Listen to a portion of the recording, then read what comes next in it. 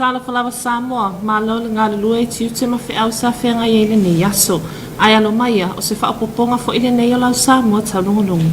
Te moatu ia tātou tala. O le tai ana leila sa te tala ma whailoa loa i ai te tustusinga whaavao maloa malua. Ma o se urua i tustusinga whaavao maloa fo ile nei whaapele Pasifika atoa. Sa awa iai lau Samoa taulogologo. E moli mawina le nei whaamoe moe tāua. Ona o le tāua le nei whaamoe moe. Ma nei tustusinga. Ua tātou sāui e te tala whaapitoa e nei yasu.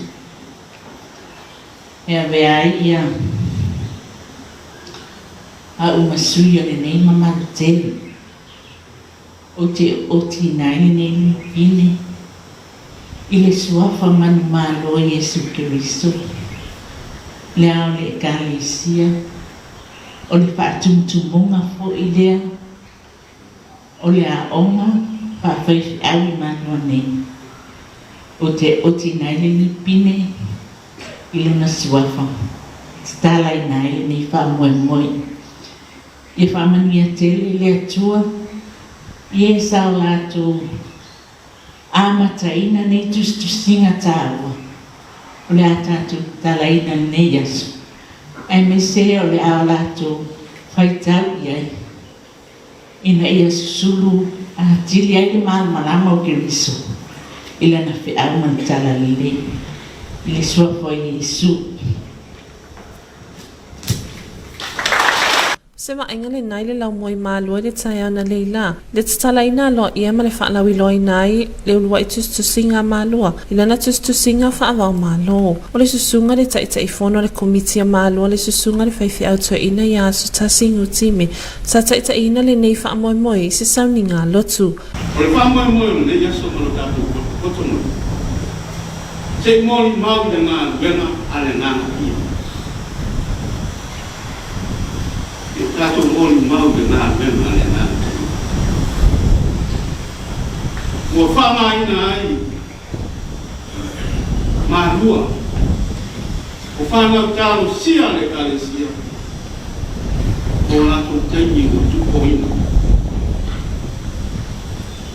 Ma se mo moli le inga ma fa sa mai ma le loto pa kai. Awa o ia lava ia fa tu ma fa poto le kalesia.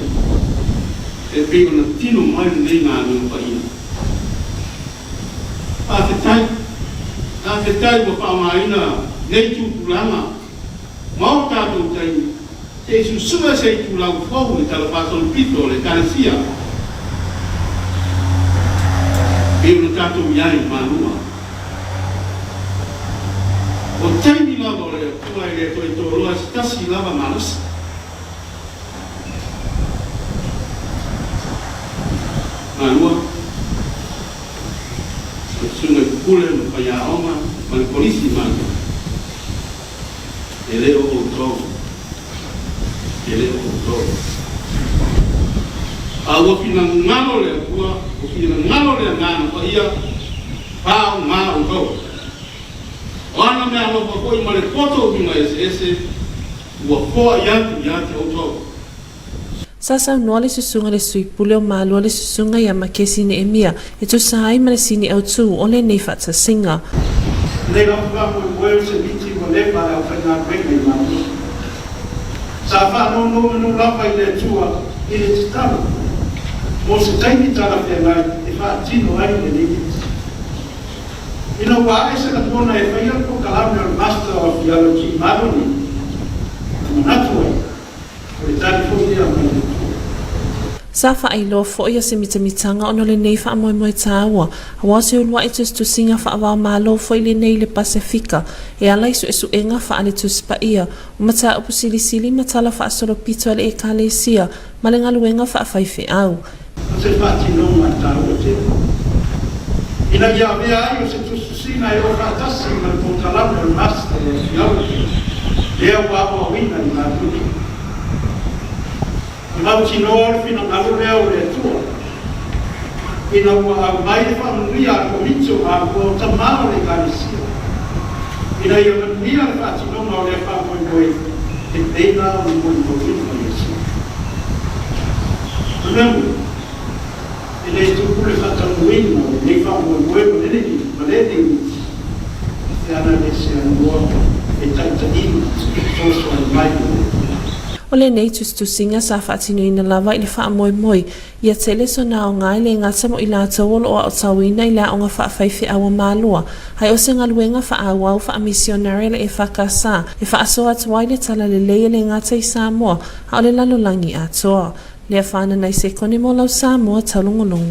O le aso sa whaatautai ai le asia singa le komite le atina e le ekalesia wha apotopotonga Christiano i Samoa. Inisio na atina e te tele o loo whaatino, ai maisio nisio vaenga o loo whaapena o na iei atina e fau, o mawhai na whaongai nei nisi vaenga o whanua le ekalesia. O se atelenga le nei mai ataputai lo kitiona. O le aso na whaatautai ai e le komiti mo atina e, a le ekalesia whaapotopotonga Christiano Samoa se asia singa, mo atina e se ese le ekalesia. A wale wha mautino aina o le sanga le mu ma le lei aso asoa o nei a se tatausia le ekalesia. O le nei wha moe sa awai atu i ai nisi o le komiti mo atina ai a le ekalesia. E asi ma moli mawina fo i nei atina ai ese. O nei atina ai e au fia ai la fupovi o fatu a ngā koko, o fua o fuala au faisua, o fanua wha asao. Fatasi ai me fatu a ngā niu o lo au inai le popo ma ngā osi ai le suau. O le suau o lo ngā osi lava i popo o lo maua mai i fatu a ngā niu. Ma o lo matau wina o se fisosoani telelea i le tū tau le tamau ai ngal e kalesia. E fisosoani ai i le tele o atina ai ese le e kalesia. O nei atina ai ese. O se vaenga o lo ave i ai le whamamafa le e kalesia. O na o se fisosoani telelea mo le tamau ai nga. Sa ta ua se ta susui le komiti o tina e. Le susunga le whaafeanga inga ia iakina ale whaio e whaapea. O le wha moe le aso o lo utu maupea le lei atu atua o atina e le e kalesia. A mata mai lava i atina e o lo i alisa. Wha solo atuai i tufulele mamalua. Batua. Solo ngale leia me silma i o ala bai. Manu mo solo ngale. E fia le solo le ala.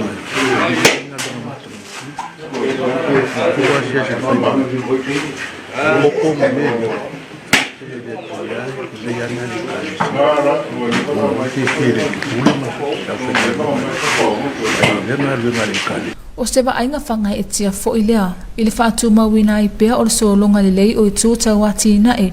Ma whaasao ale e kalesia, i ona wahenga ese, a o loma i fo i. Le whaatau no uina o le usui ai o le whanotele i mālua, ini nai māsina o numana i nei. Tau tailo ki tiona, mo lau Samoa Taulogologo.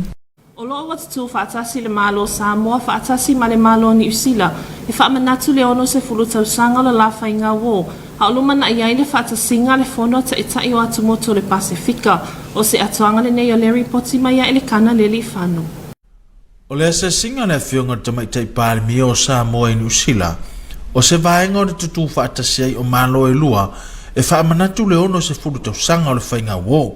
A o lumana i aile whaatasinga ma le whono tanga. A taitai o atu moto le Pasifika. Wa ato ne le ono se fulu tausanga o whaamanatu le malo tuto tasi o Samoa. Whaatasi ma le saininga o le whenga inga whauo. I le vāo le malo Samoa ma le malo New Zealand. O le asi ai e le awhionga i awhia me na omi mata afo ele o Aotearoa. O se awa no umwhai ona soala upule ai ma le whionga o te maita i pāle mi au New Zealand. I ata Sinta Ardern, nisi o i tū e sanga wha malo sia ele whainga ua malo i lua. A isa whailo inga atu stala ma whionga i te maita i pāle mia. O se lao le leina wha leo e le whionga i awhia me. Le vala au wha alo alo mo se malanga wha apitoa mai ale te maita i pāle mi au New Zealand. I ata Sinta, e asi ai Samoa, e mai se ele wha amanatu ina pea. O le atoanga o le ono se furu tausanga o le whenga inga wha awou. O le toi wha amanatu ai o le sootanga o malo e lua, wa avea o se fasilitele i le ono toi mawhai ai. Ono toi wha atasia le fono o taitai o atu moto o le Pasifika. Le olo lumana i nei e wha atautai ai fiti. Pe taisa unofia me o le fono tanga taitai o le Pasifika i le masina fou. O se avano e mawhai ai ono toi tutu wha atasi atu moto umo le Pasifika.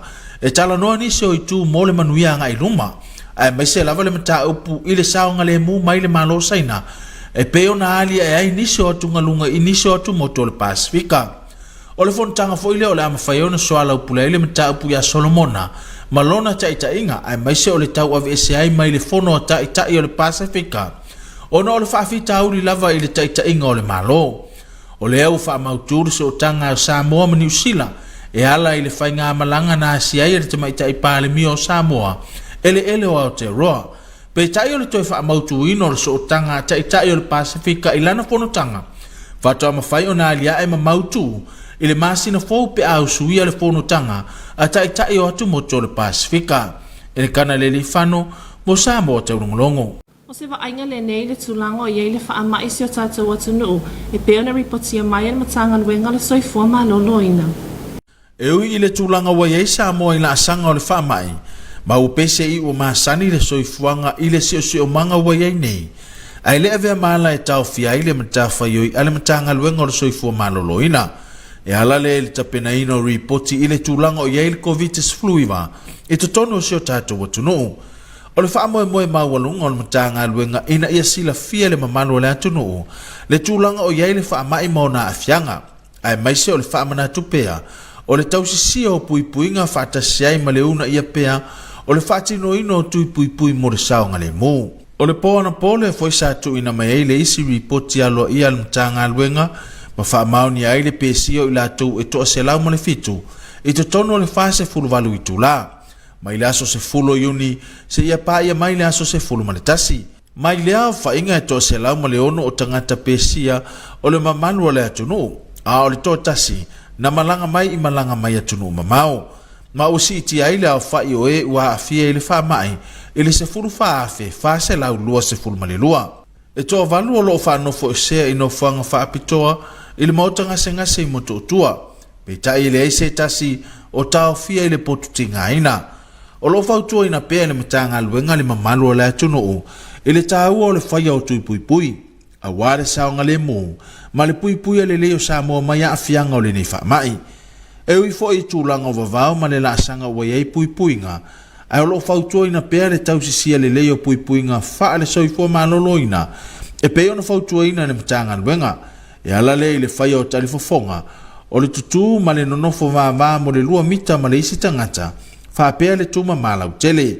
E le eise tasi umamaliu i tutono le whaasa fuluwalu i tūla. E pe ona tāpena ina ai le ripoti ale matanga luenga o soifua maloloina. E le kana le li whano mo Samoa taulongolongo. O le awhaia si nā tātou malolonga pupu mo nisi o tātou whaasala launga whaapisi nisi o na toi taliu mai lea mo ngana whaaperetania. Your TV2 News will be right back after this short commercial break.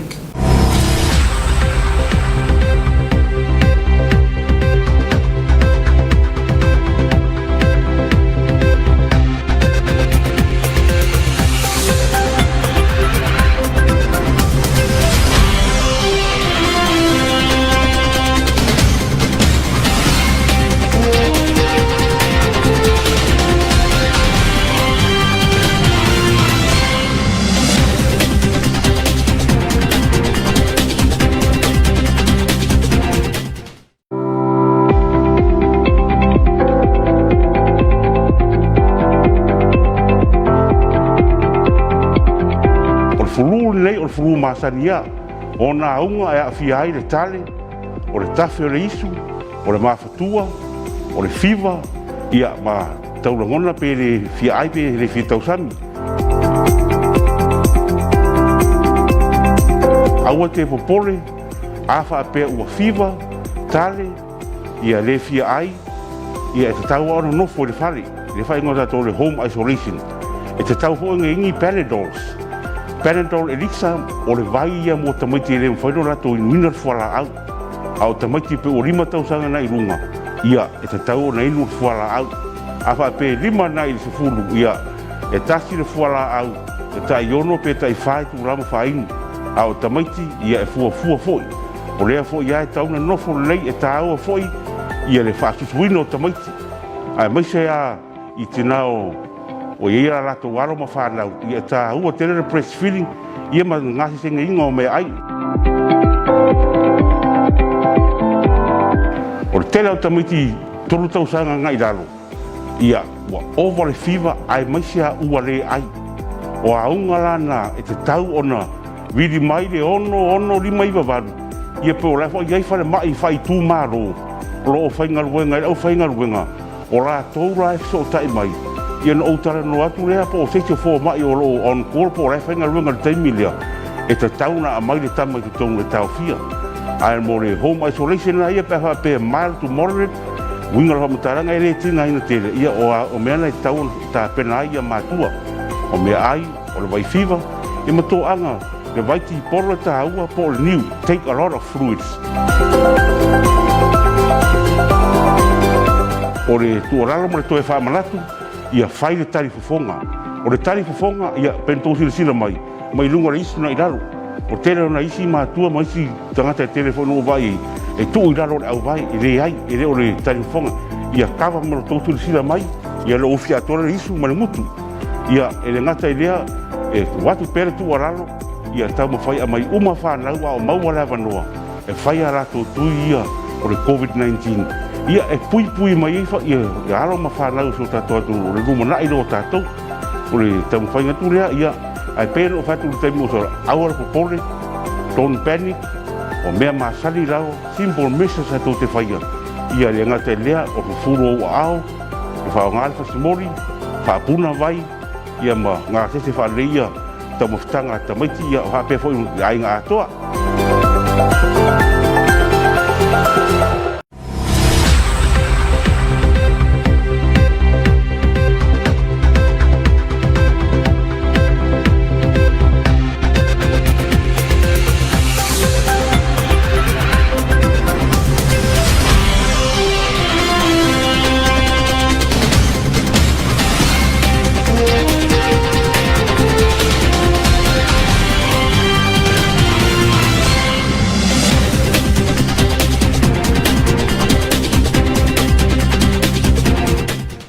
Good evening, Samoa. Here's your TV2 news for tonight.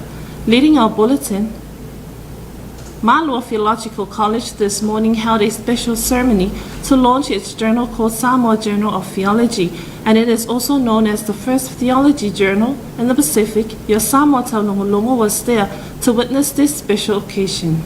Writing in a journal reminds you of your goals and of your learning in life. It offers a place where you can hold a deliberate, thoughtful conversation with yourself. This morning, Malua Theological College launched its journal called Samoa Journal of Theology. The opening service was led by the chairman of the Malua Committee, Reverend Elder Asutasi Ngutime. Paletua Tibresa Amuiesewala was given the honor of cutting the ribbon. The vice principal for the Malua Theological College, Reverend Makesi Nehemiah, on his keynote stated that the pathway to this morning event was all God's will. The Malua Theological College principal, together with the Malua teachers, put together this journal. He also stated that the journal is very useful to all the Malua classes in their thesis papers and so forth. It was also an historical event, as this journal is known as the first Pacific Journal of Theology. Lefana Naisekone for your TV2 News. The Operating Committee for All Development Programs of the Congregational Christian Church of Samoa today visited all its farming and other developed activities to witness how it is progressing. Taputailo Kitiona with more on this report. The Operating Committee for All Development Programs of the Congregational Christian Church of Samoa today visited all its farming and other developed activities to witness how it is progressing. The event was attended by members of the Church Development Committee to observe and witness various developments.